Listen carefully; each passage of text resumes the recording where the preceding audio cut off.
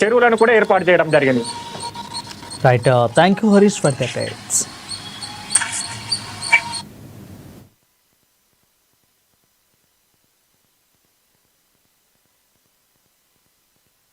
ఈరోజు ఇక్కడ ఇప్పటికే చాలా మీటింగ్స్ జరిగాయి.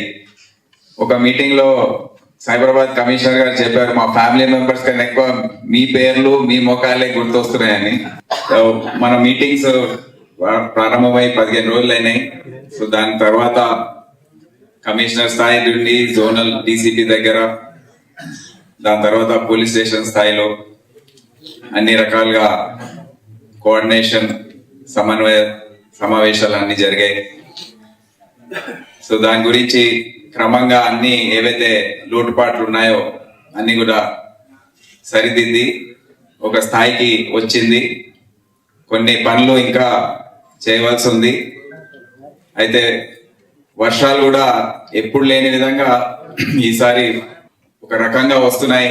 క్లౌడ్ బర్స్ట్ అని ఎక్కడైతే ఏ ప్రాంతాల్లో అయితే ఎప్పుడు కూడా వర్షం అంత పెద్ద ఎత్తున చూడలేదు ఆ ప్రాంతాల్లో రావడము, దాని కారణంగా కూడా ఎన్నో ఎలక్ట్రికల్ యాక్సిడెంట్స్ జరిగాయి. దాదాపు 12 మంది చనిపోయారు.